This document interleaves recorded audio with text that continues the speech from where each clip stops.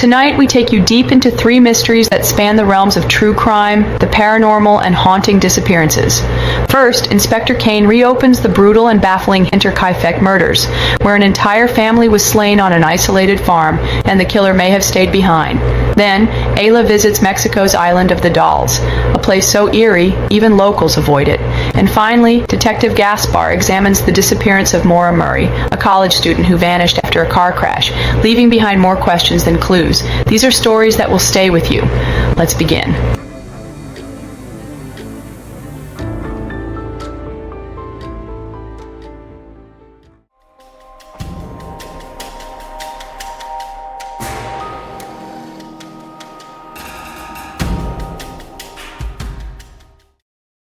I'm Inspector Kane, and tonight, we revisit one of the most disturbing unsolved mass murders in history, the Hinterkaifeck case. A remote German farm, mysterious footprints in the snow, and an entire family killed with a pickaxe. Nearly a century later, the truth still eludes us. In 1922, on a lonely farmstead called Hinterkaifeck, nestled deep in the Bavarian countryside, something horrific happened. 6 people, 5 family members and their maid, were murdered with a farm tool, possibly a pickaxe. The victims were Andreas and Cecilia Gruber, their daughter Victoria, her 2 children, and their maid, Maria Baumgartner, on her first day of work. They were discovered days after the murders, piled up in the barn and house. What makes this case unforgettable is the creepy build-up before the killings. Andreas had reported hearing footsteps in the attic, finding a strange newspaper, and noticing footprints in the snow leading to the house, but not leaving it. The family's original maid quit months before, saying the house was haunted. No one believed her until it was too late. Investigators believe the killer lured family members one by one into the barn. Each was slaughtered, then stacked like cordwood and covered with hay. Inside the house, young Joseph, just 2 years old, was killed in his bed.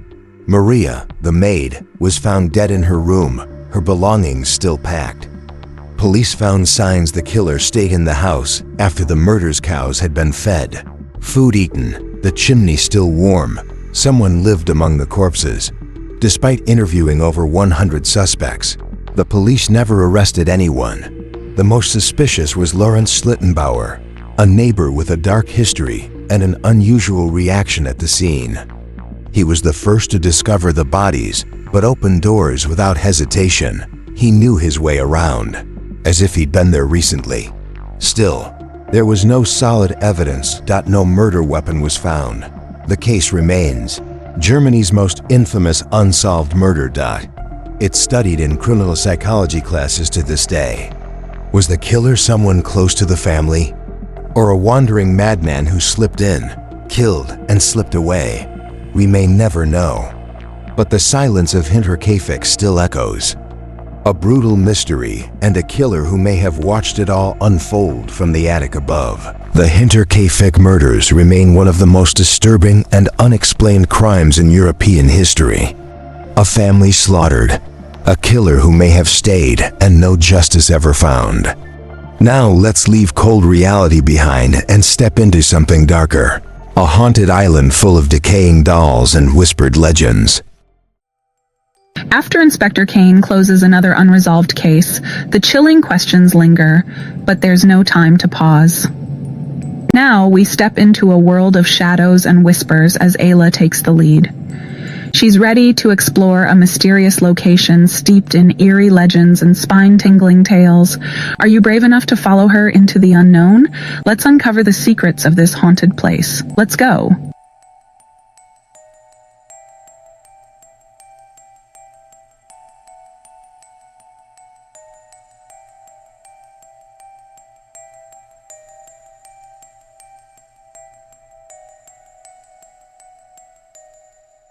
I'm Ayla, and tonight we travel to the canals of Xochimilco, just outside Mexico City, where the island of the dolls has become one of the world's eeriest places. A shrine to a drowned girl or something more sinister? Let's explore the truth behind the myths.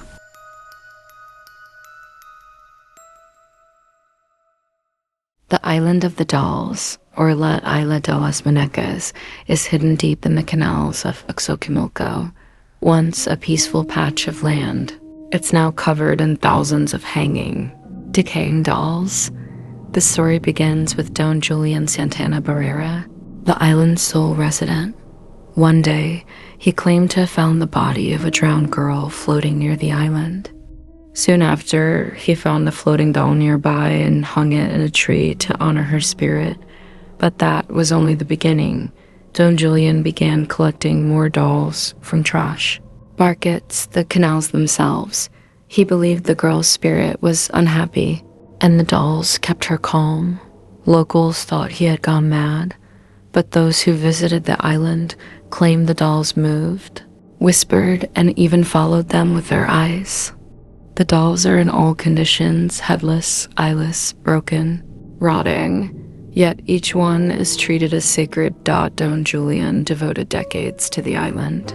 Refusing to leave, he claimed the spirits had chosen him as their guardian.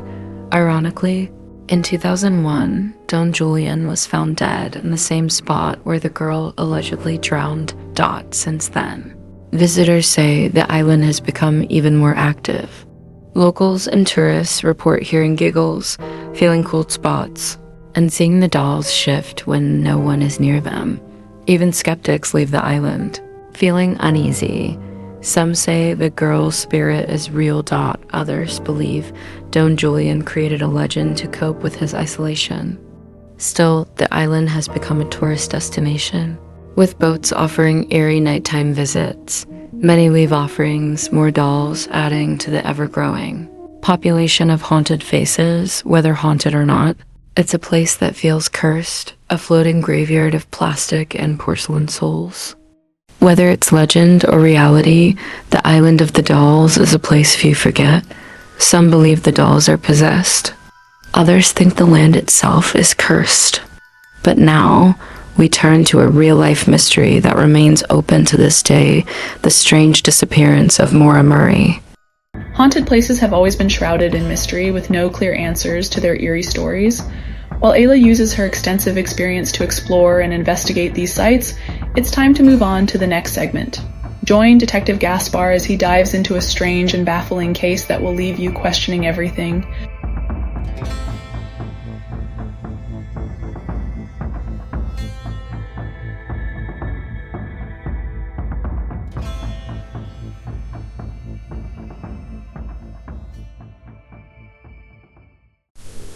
I'm Detective Gaspar. Tonight, we examine one of America's most famous missing person. Cases Maura Murray, a college student, a car crash, and a trail that vanished as quickly as she did. What happened in the woods that February night?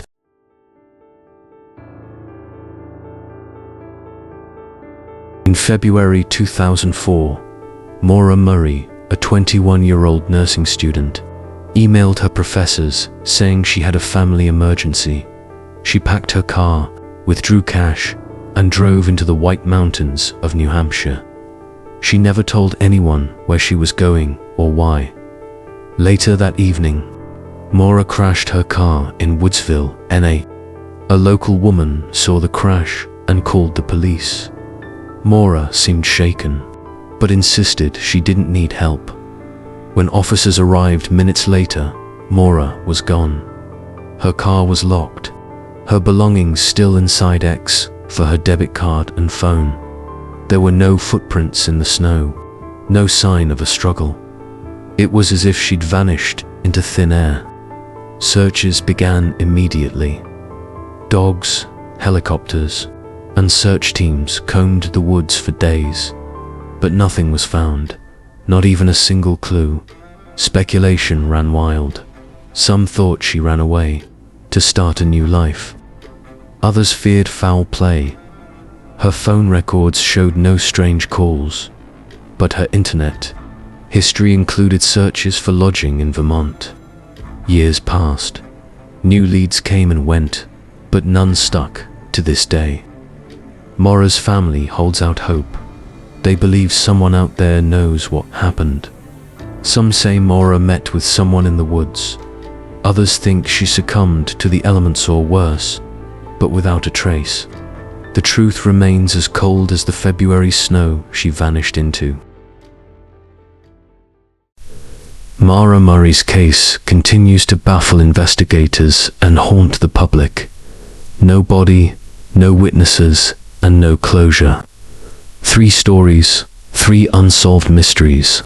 But maybe one day, someone will come forward, and the silence will finally break. I hope you enjoyed this episode.